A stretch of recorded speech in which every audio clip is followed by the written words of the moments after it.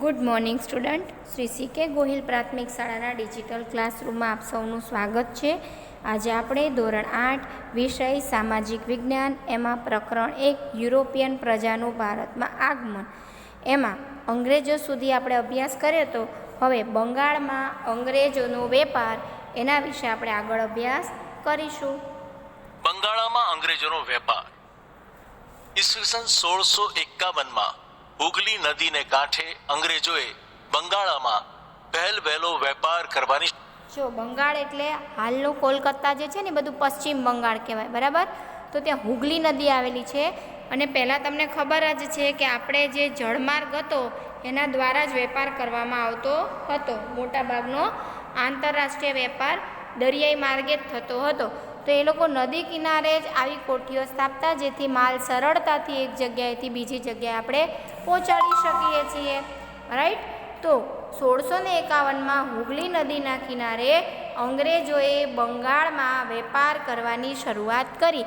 હવે તમને એવું પૂછે કે ભારતમાં વેપાર કરવાની શરૂઆત ક્યારે કરી? તો 1612.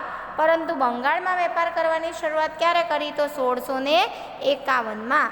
ત્યારે ત્યાંનો રાજા હતો શાહજહાં. શરૂઆત કરી, ત્યાં પોતાની કોઠીઓ પણ સ્થાપી, કિલ્લેબંધી કરી. જો બેટા, કિલ્લેબંધી એટલે શું? જો આ પાછળ જે તમને અત્યારે ચિત્ર દેખાય છે એમાં જે આજુબાજુની રેડ કલરની જે દિવાલ છે ને એને કિલ્લોબંધી કહેવાય.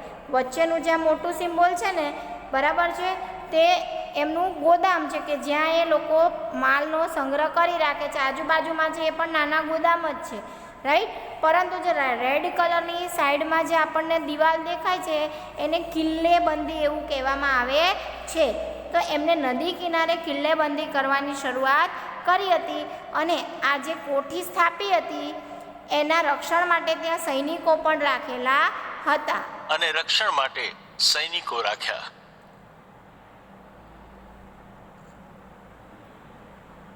વિચારો, અંગ્રેજો વેપાર કરવા માટે કોઠી બાંધતા, કિલ્લો બાંધતા અને સૈનિકો રાખતા.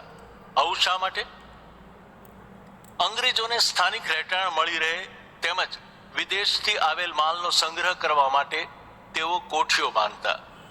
ભારતમાં તેમની સીધી હરીફાઈ ફ્રેન્ચ સાથે હતી. તેમજ કેટલાક પ્રાદેશિક રાજાઓનો અંગ્રેજોના ભારતમાં વેપાર કરવા પ્રત્યે વિરોધ પણ હતો. તેથી પોતાના રક્ષણ અર્થે તેઓ કિલ્લેબંધી. તો એમને ફ્રેન્ચ સાથે સ્પર્ધા હતી અને કેટલાક રાજાઓ પણ એના વિરોધી હતા. જો અહીંયા આપણે એ જોવાનું છે કે ત્યારે હવે જ્યારે આ 1651ની વાત આવી એ પહેલાં શાહજહાંની વાત હતી કે હવે ત્યાં સિરાજ ઉદ્દૌલાનું શાસન હતું.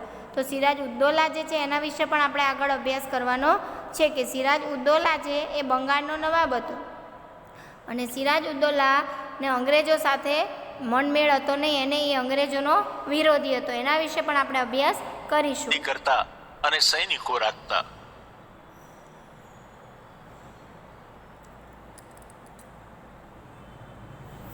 ધીમે ધીમે અંગ્રેજોએ બંગાળના મુગલ બાદશાહ ઔરંગઝેબ પાસેથી કરવેરા આપ્યા વગર વેપાર કરવાની પરવાનગી. જો આમાં એક ખાસ સમજવા જેવું છે, બંગાળનો નવાબ હતો ઔરંગઝેબ. જો આપણે ભણીએ છીએ ને, જો પહેલાં બાબર, હુમાયું, અકબર, શાહજહાં, બરાબર ને, અને ત્યાર પછી જહાંગીર ને પછી ઔરંગઝેબ ને એ બધા આવે છે.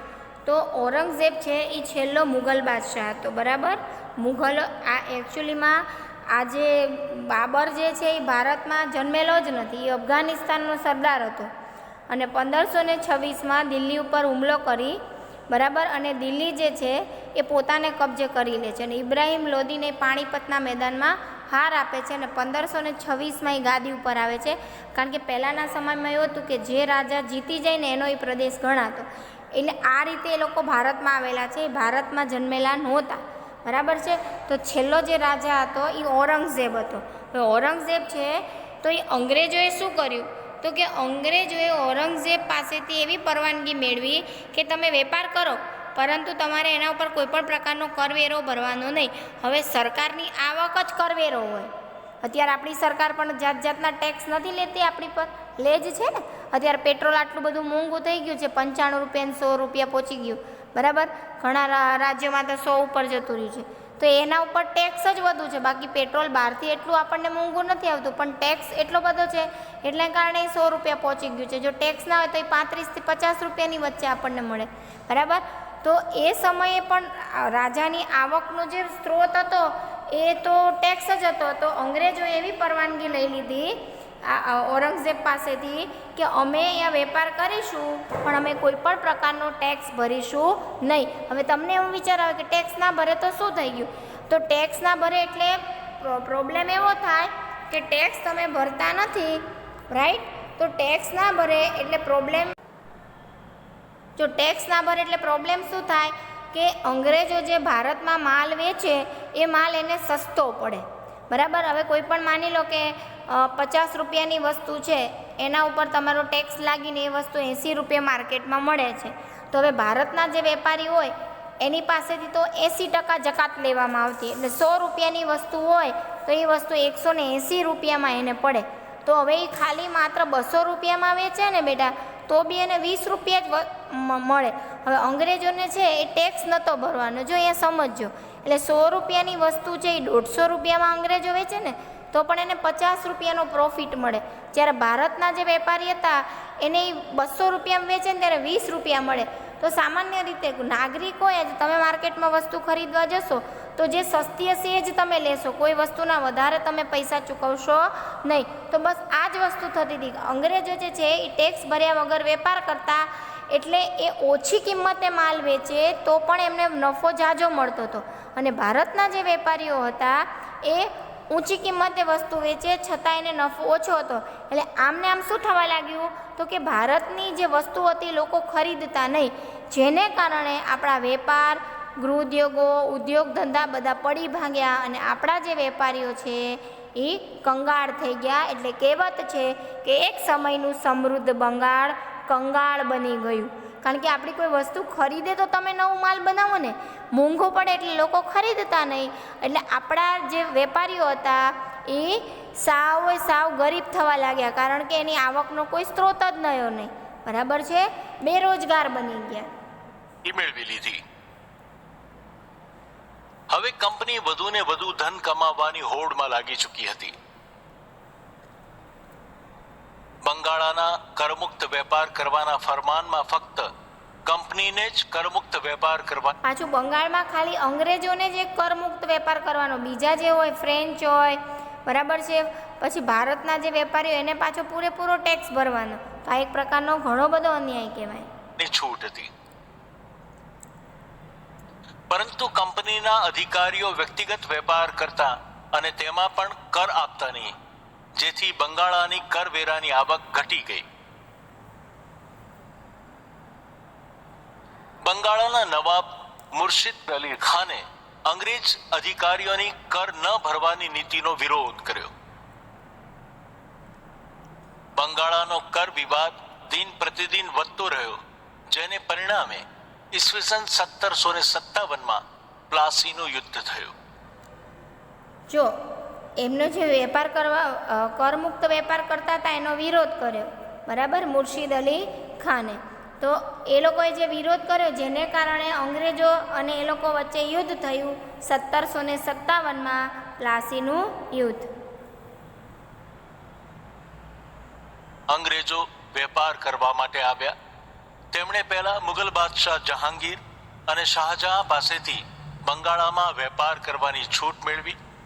ધીમે ધીમે તેમણે વિવિધ કૂટનીતિઓ દ્વારા કૂટનીતિ એટલે ખરાબ નીતિ દ્વારા ભારતમાં પોતાનો વેપાર વધાર્યો.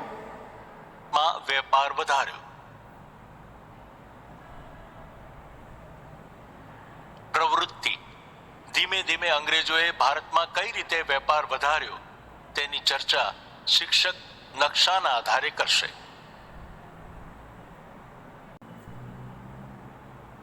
ફ્રેન્ચ.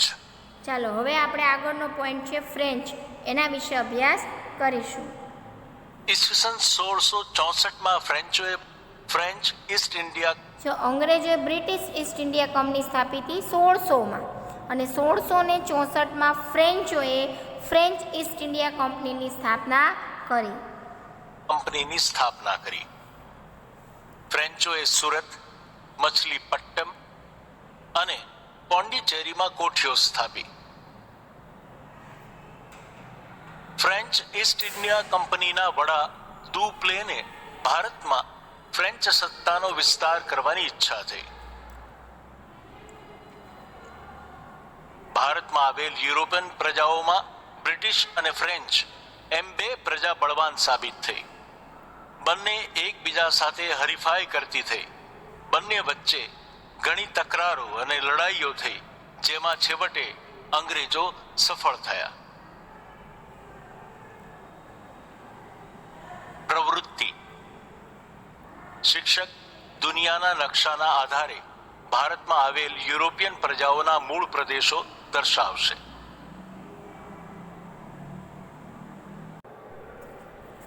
તો બસ વિદ્યાર્થી મિત્ર, આજે આપણે આટલા પોઈન્ટ સુધી જોઈશું. હવેના પછીના લેક્ચરમાં આપણે પ્લાસીનું યુદ્ધ અને બક્સરનું યુદ્ધ એના વિશે અભ્યાસ કરીશું. અસ્તુ.